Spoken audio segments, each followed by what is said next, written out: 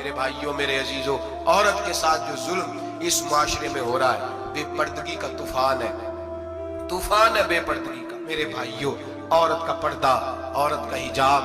دین میں اسی طرح فرض ہے جس طرح نماز فرض ہے، جس طرح روزہ فرض ہے، جس طرح زکوٰۃ فرض ہے، اسی طرح عورت کا پردہ بھی فرض ہے۔ ایک بزرگ تھے درویش سے سادے سے، وہ عائشہ صاحب کے پاس اکثر آیا کرتے تھے، تو تھے بڑے سادے اور تھے بڑے نیک، پڑے ہوئے نہیں تھے، جاگ رہے ہیں آپ حضرات، نیک بڑے تھے۔ تو ایک دن نا پردے پہ بحث ہو رہی تھی، بیٹھے تھے کچھ لوگ تو بات کر رہے تھے، کہہ رہے تھے کہ جناب عورت کو نقاب پہننا چاہیے، برقع اوڑھنا چاہیے، کچھ کہہ رہے تھے ٹوپی والا برقع اچھا ہے، کچھ کہہ رہے تھے فلاں زیادہ اچھا ہے، باتیں ہو رہی تھی، کوئی آیت پڑھ رہا تھا، کوئی حدیث پڑھ رہا تھا، علماء بابا جی سادے سے بیچ میں بیٹھے تھے۔ میں نے ان کی طرف توجہ کی، میں نے کہا بزرگوں آپ بھی تو کوئی جواب دینا۔ کہنے لگے مولوی صاحب مجھے حدیثیں نہیں آتی، کہنے لگے مجھے آیتیں اور حدیثیں مجھے نہیں آتی، آیتیں اور حدیثیں، پر پردہ بڑا ضروری ہے، یہ میری عقل میں بات آ گئی ہے۔ تو میں نے کہا وہ کس طرح؟ کہنے لگا یہ تو چھوٹے سے بچے کی بھی عقل میں آ جاتی ہے۔ میں نے کہا صاحب ہمیں بھی سمجھا دیں،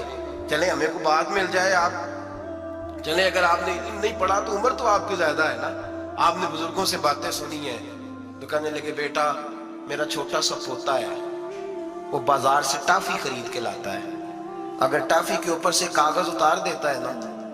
تو ٹافی پہ مکھیاں بیٹھنی شروع ہو جاتی ہیں، ٹافی پہ مکھیاں بیٹھ جاتی ہیں، جب تک اس کے اوپر وہ لفافہ رہتا ہے، کاغذ رہتا ہے، اس پہ مکھیاں،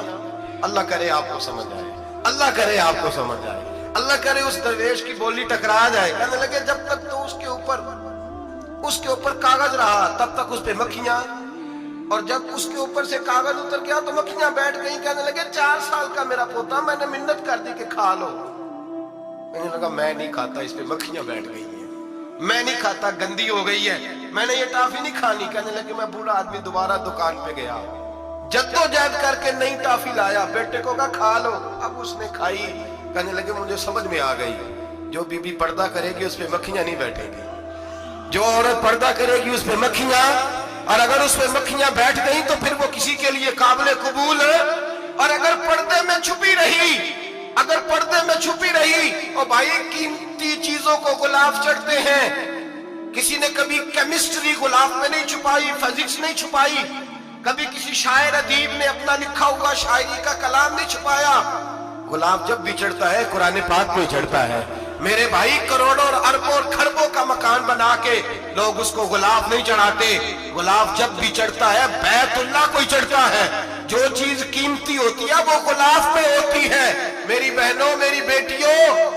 اگر تم اپنے آپ کو قیمتی بنانا چاہتی ہو تو غلاف میں چھپ جاؤ، تمہاری قیمت بڑھ جائے گی، تمہارا وقار بڑھ جائے گا، تمہاری عظمت بڑھ جائے گی۔ میرے حبیب نے فرمایا جتنی گھر کے اندر رہو گی،